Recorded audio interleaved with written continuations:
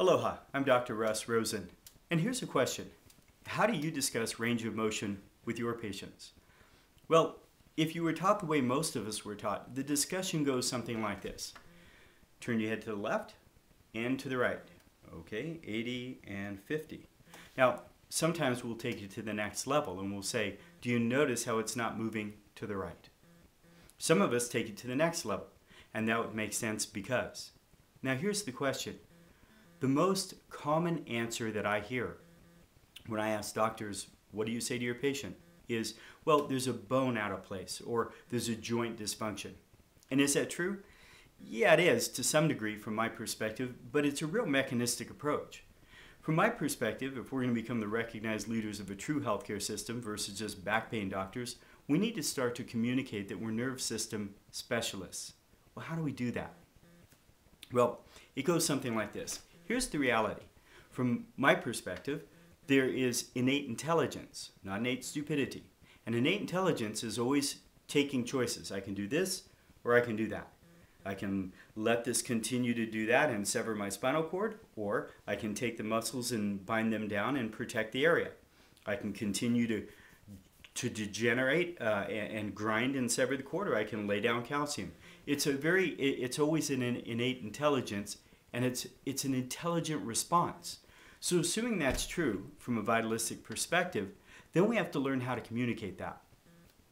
If we're going to be doing, hopefully during the examination, you're doing your touch, tell, ask, and teach. I hope you've been through the doctor's examination training module where we go into great detail about that, and we're trying to prove the whole story. Now, if you've been through, if you've got the regular updates, signed up for the regular updates, or you posted something on Facebook, then you've got the whole story. I think the second or third email that came to you. But this is what we're trying to do, is to communicate that. So we're deep into that process. We're doing our examination. We're doing our touch, tell, ask, teach.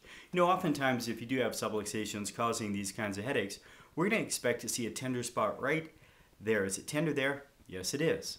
Well, I'll tell you what, I think we found the underlying cause of your problem. And that would make sense. Because this nerve, and show them right on the chart, literally goes from here to there and can cause these kinds of headaches. And touch it, and show them on the chart so they get it.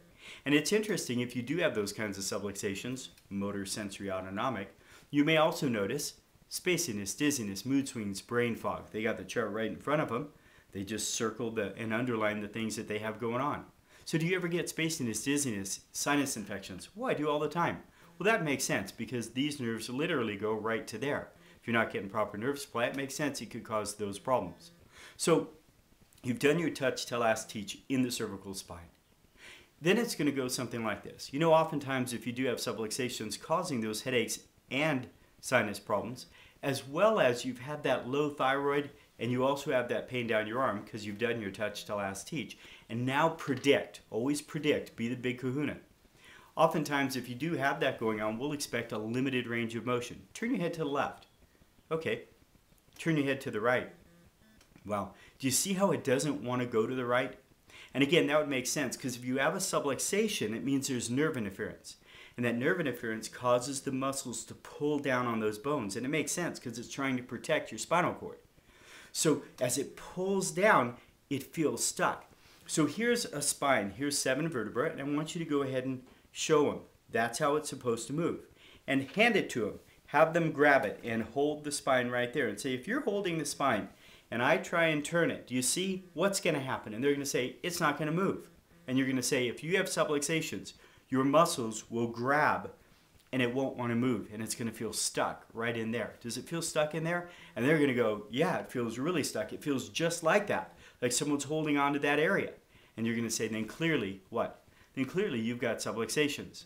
Do you see how clear that is? Do you see how clean that is? And then all you have to do, if you do x-rays, is say, and if you do have that kind of subluxation and the muscles are pulling down like that, which is an intelligent response, you can see that the joints are going to start to grind. If they start to grind over time, this is what happens. Now I know that it feels like this just came on in the car accident last week, but what I feel in there tells me that this may have started quite some time ago and you're just feeling it now, kind of straw that broke the camel's back. So if you look more like this, then it probably just came on and it's going to be a much easier, prognosis, right? But if it looks more like this, it's really going to take more time to correct it. You got to let them know that. You need to let them know this stuff ahead of time. So all we have to do is point this out for people, right? Subluxation, nerve interference, causes muscles to pull down on bones. Let's see how that has affected your spine, right? Now, obviously, if you're not doing x-rays, then you wouldn't do that part. So it's a really simple conversation.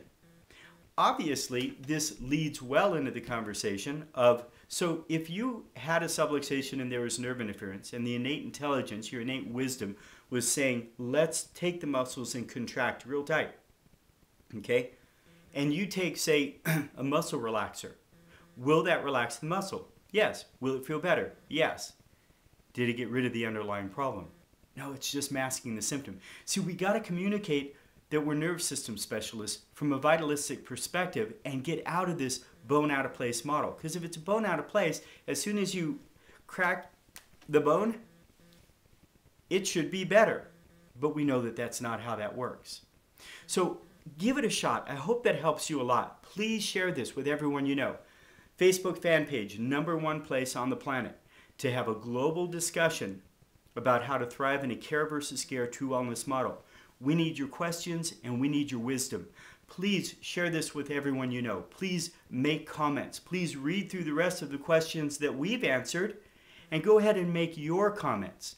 Again, let everyone know about this. Our goal is to help you thrive in a care versus scare true wellness model so we can become the recognized leaders of a true healthcare system worldwide. As always, much love and aloha. Bye, gang.